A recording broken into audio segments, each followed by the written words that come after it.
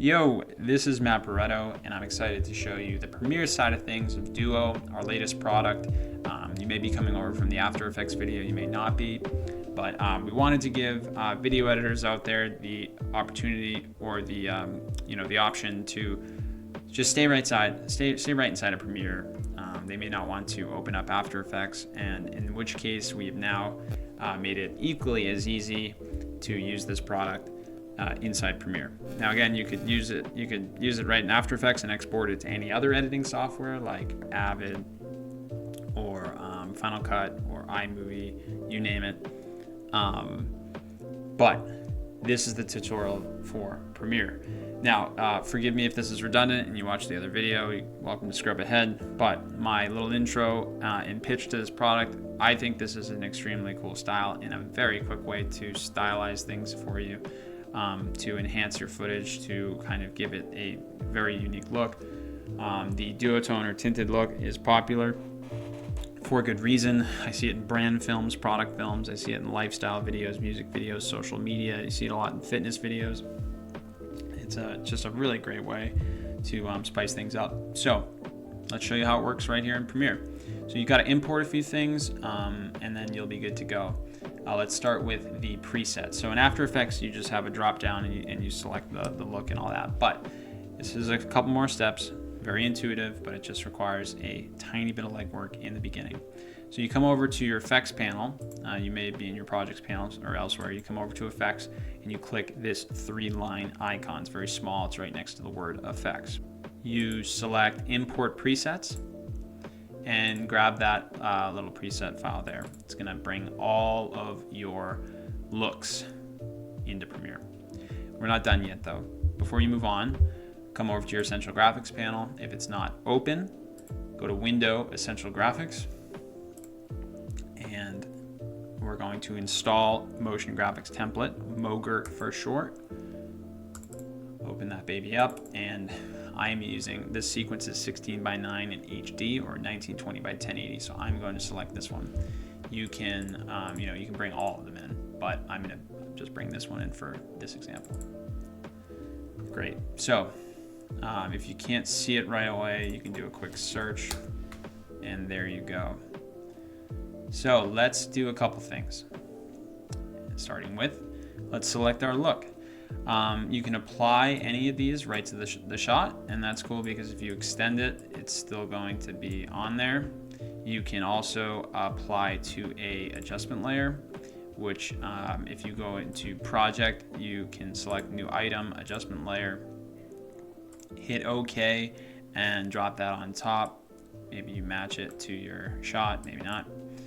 Okay, now I'm going to quickly delete what we did seconds ago, and now you just have that empty adjustment layer. Going back over to effects where you have your preset looks. Now let's drop Orange Soda on top of the adjustment layer. There you have it. I think it's a little bit more flexible. You can stretch it over multiple shots, but totally up to you.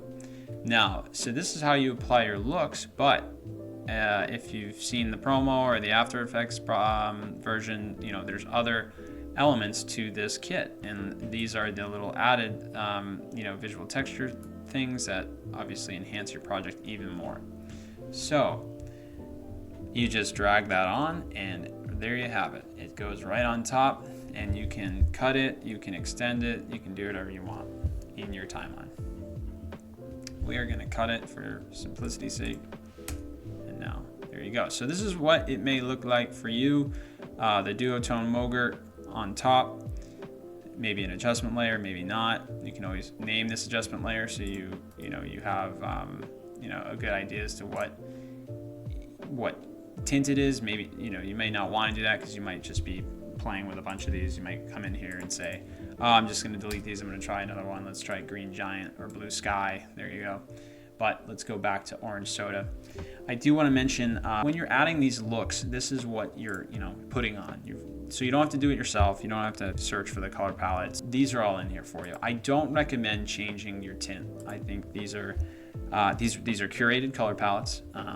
They're not random, and they look good for a reason. I wouldn't change that if you want. Obviously, you can do it if you really want, but Just my advice. What I would suggest, if you do want to dial things in a little more, depending on what shot you have underneath, not every shot's the same, is you can mess with the contrast a little bit. You can flatten it, you can make it more, vivid. You can lower the brightness, you can increase the brightness. I think this is a great place to start in terms of customizing your look. So go ahead and tweak it. You will notice that when you bring in different ones, different looks and presets, that the brightness and contrast isn't always the same, and that's because it took a while to make sure we got these right. So just a note there.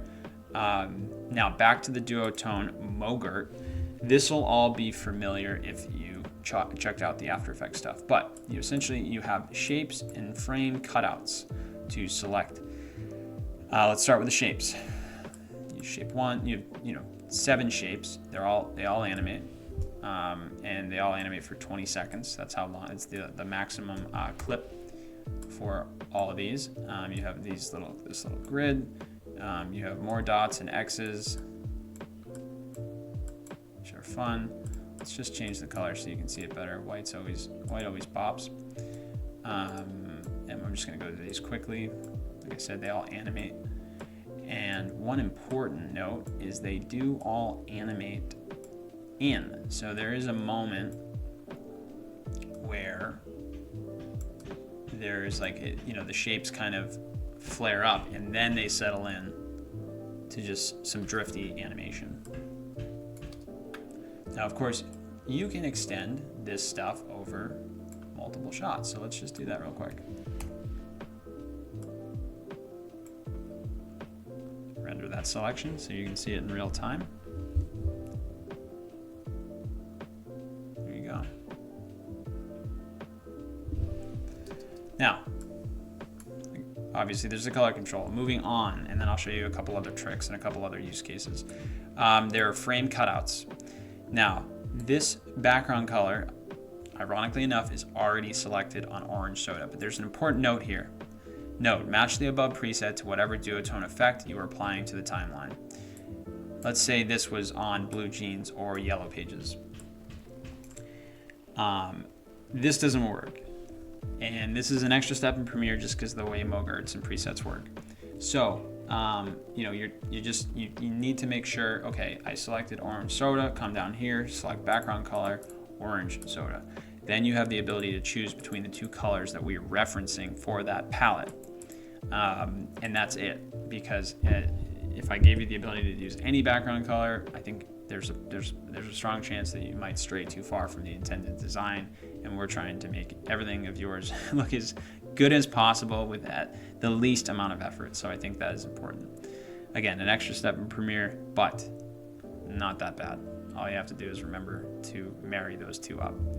So moving back to, backing up to the frame animation, you have circle, arrow, rectangle, rounded diamond, and letterbox. These do animate, or you can have them static, but if you choose for them to animate, all you have to do is check that frame animation checkbox. Let's see what that looks like. Here we go. I'm just going to drag through. There you go. Pretty cool. Now, that's everything. It's very, like I said, it's very straightforward. Here's a couple. Let's say you want to chop this up over multiple shots. So I'm just going to do that with my tool there. So now I can come into this adjustment layer and I can delete Orange Soda. And let's say you just want the next shot to be something totally different, like blue bubblegum, which is kind of intense, right? I would come up here, and if I were using a frame, I would change it. If not, it's less relevant, and you could just go, no frame cutout. Let's drop a different shape overlay on there, like something like this. And something I do sometimes, I'll grab the shadow, or I'll grab a shadow or a highlight, and then I'll refine from there. Whether I just add a little bit more, saturation, or I err towards closer to white. That's just an easy way to kind of keep things within the same sort of look. So again, I'll grab a shadow from, say, his shorts, and then, again, refine from there. And so now you have back-to-back shots, two totally different looks, two different shape overlays. You'll notice that this isn't the beginning of the clip. So if I want the shapes to animate in, I would have to grab the front of it. See that? Obviously that shot's very, very, very quick. So again, this is left over from the original. Let's delete these. And we'll just put no shape and no cutout on to start. Let's grab Purple Nightclub. Actually, this is more of a blue sky. Very cool. So let's select the blue sky, even though right now that's not doing anything because we don't have a frame cutout, but I want a letterbox for this one, so now it's relevant. And I'm gonna invert the background color. For this one, I'm gonna use shape 7. I'm going to use, I'm gonna pull this highlight color, and then I'm gonna maybe bring it a little closer to white. There you go. And yeah, like that. I'm gonna keep the frame. Okay, here's another thing, right? Like I have the frame animation on, but you're not gonna see it because again, you'd need the front of the clip. So we'll do that, and you will see it come up now from nothing. This one, I don't have a cutout, right? So there's no frame animation. So whether you would use 3 different looks back to back to back, I don't know. Maybe you will. Maybe you want to keep them in, all the same looks. Certainly every project is going to be different, but that is really how you go about using this and combining this in your edit. There's one other thing. I am going to change this off Blue Bubblegum because it's very, that's probably one of the more abstract ones we have. We go from just slick and sophisticated to moody to way out there abstract, almost like psychedelic. I'm going to drop one of my favorite ones on there, which is Green Giant, and I'm going to switch this to, I'm just going to switch this to good old-fashioned white. There you go.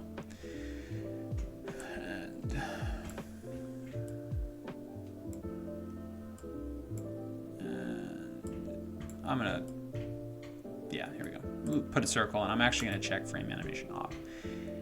A couple other things. One, you can change the blending mode of this. Come up to Effect Controls and just go through all of them. Now you can get some kind of crazy results, but you can also use what I think is probably the more refined one, Soft Light, and now you have a little bit of transparency coming through, and of course the colors and the shapes are reacting differently. So feel free to mess around with blending modes. It's not a necessity. Certainly, I think the clean look, just the regular normal blending mode is, there's more than enough options just within that. But if you wanted to take it one step further and fool around with this, give it a shot. I'd love to see what you come up with. So let's put that back to normal.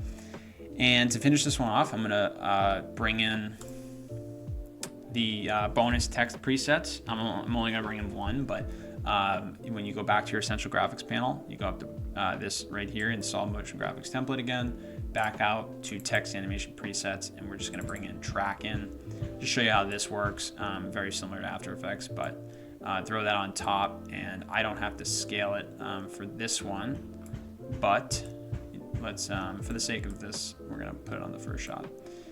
But if I wanted to, so you just have that highlighted, and now you're gonna have all your parameters over here. So you can scale that down, you can move it left and right, up and down, and you can change the font. You have to change the font for each line. So if you wanted to change it to just a totally different one, you just have to go in line by line. I gave you these centered type layouts, so if you want to just do a 1 line or a 2 line, those are there as well. So just a quick way. You know, it's already nice and typeset. Font that, in my opinion, fits the style and aesthetic. And you know, it's easy as you know, changing the text just like that. Toolkit looks and presets, and that'll animate just like that. So 3 bonus text animation presets. Have fun with those. You know, just another sort of way to help you guys make some fun and unique graphics for your projects. So as I mentioned in the previous video, all of these shape designs are available. They'll come with your project as .movs with an alpha, so you could even bring those in and just, you know, fool around with those on top of stuff. As always, thank you for your time, your interest in the product. If you have purchased the product, thank you so much. As I've said several times, I would love to see how you use it. If you have any questions, please reach out. Always trying to make these better, and yeah, just feedback is very important for these things. So I hope you have a great day, and again, thank you. See you later.